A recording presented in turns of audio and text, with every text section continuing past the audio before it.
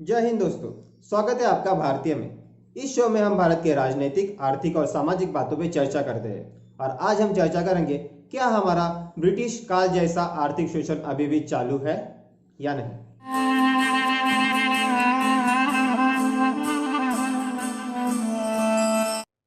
दोस्तों, हम इतिहास की किताबों से हमेशा ही पढ़ते आ रहे हैं कि हमारे ऊपर 150 साल तक ब्रिटिशों ने यानी कि अंग्रेज लोगों ने राज किया और हमारा आर्थिक शोषण किया।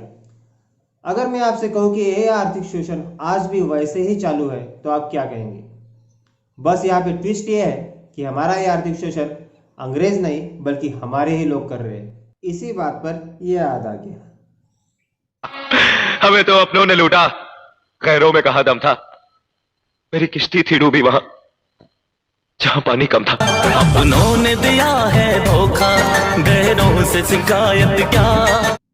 मित्रों, पिछले 70 सालों से कई सरकारें और उनके करीबी हमारे यानी कि टैक्स पेयर के पैसे पे मजे कर रहे हैं। हम सरकार को पैसे देते हैं और वो उड़ा देती है। अभी आप कहोगे कि मैं विशुद्ध चूतिया लड़के हो तुम, चुप रहो। मगर ऐसा नहीं है दोस्तों। मैं इस बात को प्रूव करने के लिए अभी के दिनों के कुछ रिसेंट एग्जाम्पल देना चाहता हूं। दोस्तों, आपने शायद ये सुना होगा कि रिजर्व बैंक ऑफ इंडिया ने अभी अभी कुछ दिनों पहले एक आरटीआई के जवाब में बताया था कि 67,000 crore of loan are write off by the banks. ये लोन जो है मेहुल चोकसी, रामदेव बाबा जैसे कई करोड़पति उद्योगपतियों ने उठाए थे और अभी ये राइट ऑफ कर दिए गए। राइट ऑफ मतलब दोस्तों माफ कर देना नहीं होता है, मगर ये राइट ऑफ जैसी टेक्निकल टर्म्स जो है तो हमारे लिए सिर्फ पागल बनाने के लिए बनाई है। सारे मिलके हमको पागल बना रहे हैं। असल में ये लोन जो है लगभग माफ ही कर दिए गए हैं। अभी दोस्तों सोचिए, बैंकों में ये पैसा वापस नहीं आएगा तो बैंक तो डूब जाएगी। तो अब सरकार क्या करती है? सरकार इन बैंकों के लिए बेल आउट पैकेजेस घोषित करती है। बेल आउट पैकेज मतलब जो ये पैसे जो है अभी ये सरकार देंगी। अभी सरकार तो खुद कमाई करने के लिए जाती नहीं है, कुछ कमाती नहीं है। उनके पास कौन सा पैसा होता है? तो हमारा ही पैसा होता है, हमें टैक्स पेयर्स का पैसा होता है उनके पास। तो अब ये सरकार जो अपने खून पसीने के मेहनत से जो पैसा कमाकर टैक्स भरा था, ये पैसे सरकार बैंकों में दे देती है जिन बैंकों ने उनको कर्ज दिया था। मतलब कर्ज उठा के ऐश कोई और करे और उस कर्ज का भुगतान कोई और करे। और दोस्तों, ये अभी नहीं हो रहा है, ये हमेशा से ही होता आ रहा है। पिछले 70 सालों से सरकार के करीबी जो तो होते हैं उनको ऐसे ही कर्जे मिल जाते हैं, वो कर्ज डूब भी जाते हैं और उस कर्जों का भुगतान जो है सामान्य टैक्स पेयर करता है। अभी दूसरा एग्जाम्पल लेते हैं दोस्तों। इस वक्त दिल्ली में एक बहुत बड़ा प्रोजेक्ट चालू है। इस प्रोजेक्ट का नाम है सेंट्रल विस्टा और इसकी आगे बढ़ने की जो स्पीड है ना, वो हुसैन बोल्ट को भी पानी पिला सकती है। इस प्रोजेक्ट के तहत सरकार 20,000 करोड़ खर्च करके सेंट्रल विस्टा का नक्शा बदल देना चाहती है। अभी आप पूछेंगे सेंट्रल विस्टा क्या है? तो दिल्ली के इंडिया गेट से लेकर जो राष्ट्रपति भवन तक जो सड़क जाती है उसको राजपथ कहते हैं। ये 3 किलोमीटर लंबी सड़क है, मगर इसके आजू बाजू का जो एरिया है उसको सेंट्रल विस्टा कहते हैं। यहाँ पे बहुत सारे मिनिस्ट्रीज के ऑफिसेस, पीएमओ और हमारा लोकतंत्र का जो मंदिर है संसद भवन, ये भी यही सेंट्रल विस्टा में है। अभी सरकार का यहाँ पे ये कहना है कि ये जो बिल्डिंग्स है ये सब बिल्डिंग्स बहुत पुरानी हो चुकी है और यहाँ पे ऑफिस स्पेस बहुत कम पड़ रहा है सरकार को। इसलिए दिल्ली में सरकार को बहुत सारे पैसे खर्च करके रेंट पे ऑफिसेस लेने पड़ रहे हैं। ये भी एक जिनाइन बात है दोस्तों, एक सरकार की सही बात है कि यहाँ पे ये सब हो रहा है। मगर अभी in 2020 this project make no sense for me. जिस वक्त हमारा देश कोरोना जैसी महामारी से लड़ रहा है, इंडियन हेल्थ केयर सिस्टम का पूरा बैकबोन टूट चुका है, जिस वक्त हमें हॉस्पिटल्स की सख्त जरूरत है, उस वक्त 20,000 करोड़ खर्च करके सेंट्रल विस्टा प्रोजेक्ट करने की कोई जरूरत नहीं है दोस्तों। ये प्रोजेक्ट 3-4 साल बाद भी किया जा सकता है। हमें 2020 में हॉस्पिटल्स की जरूरत है, पीपीई की जरूरत है, डॉक्टर्स की जरूरत है।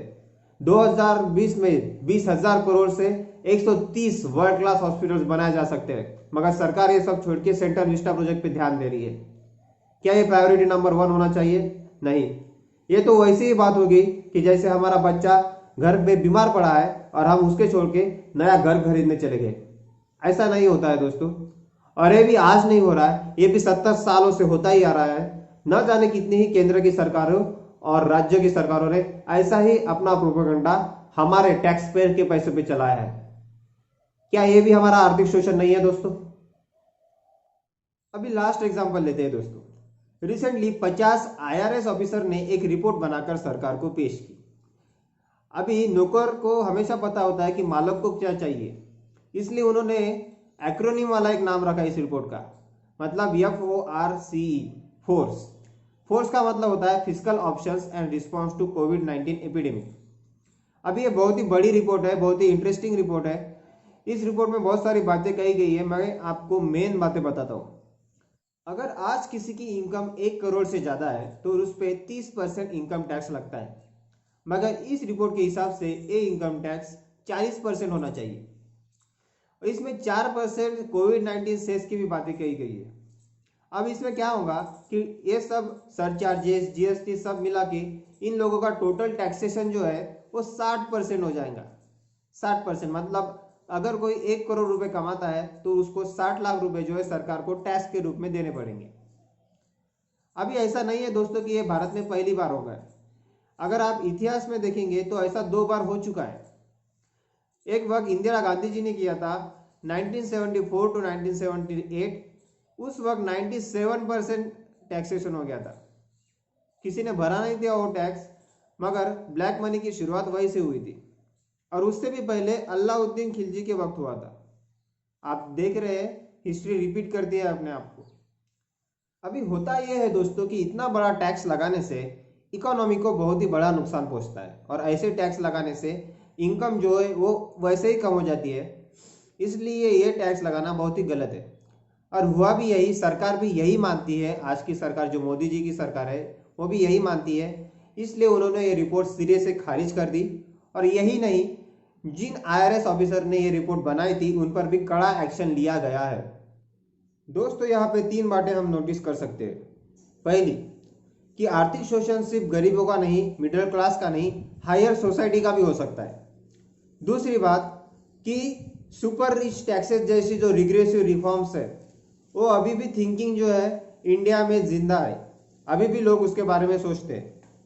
और तीसरी बात दोस्तों, हम सभी जानते हैं कि इंडियन सिविल सर्विसेज की जो शुरुआत है ब्रिटिशर लोगों ने की थी, और आज भी हम देख रहे हैं कि कुछ कुछ ऑफिसर खुद को पब्लिक सर्वेंट से ज़्यादा गवर्नमेंट का सर्वेंट समझते हैं। मैं ये नहीं कहता कि ये 50 IRS ऑफिसर पूरे ब्यूरोक्रेसी को रिप्रेजेंट करते हैं, मगर मैं कुछ ऑफिसर्स की बात कर रहा हूँ यहाँ पे। मैं एक बात क्लियर कर देना चाहता हूँ दोस्तों, मैं यहाँ पे किसी को भी टैक्स न भरने के लिए नहीं कह रहा हूँ, बल्कि टैक्स भरना हमारा सबसे बड़ा कर्तव्य है। मगर हमारा उससे भी बड़ा कर्तव्य है कि हम लोग ये देखें कि हम जो पैसा टैक्स के रूप में सरकार को दे रहे हैं, सरकार उस बात का क्या कर रही है। क्या वो सच में हमारा विकास कर रही है? क्या वो सच में हमारे लिए हॉस्पिटल्स, हमारे लिए स्कूल्स बना रही है, या फिर उन पैसे से वो स्टैचूज बना रही है, या फिर अपना प्रोपेगेंडा चला रही है? हमें ये देखते रहना चाहिए कि सरकार हमारे पैसे का क्या कर रही है, और हमें मेक श्योर करना चाहिए कि वो हमारे पैसे का उपयोग सही काम में करे। बस इसी बात पे मैं आपको अलविदा कहना चाहता हूँ दोस्तों। सवाल पूछिए, सवाल पूछते रहिए, सवाल पूछना आपका जन्मसिद्ध अधिकार है। जय हिंद, स्टे क्यूरियस। दोस्तों आपको अगर ये वीडियो अच्छी लगी हो तो प्लीज़ इसे शेयर करें, मेरे इस चैनल को सब्सक्राइब करें, और अगर आप चाहते हैं कि मैं इसी तरह की इंफॉर्मेटिव वीडियोस और बनाऊं तो प्लीज़ कमेंट करें नीचे और शेयर करें। Thank you.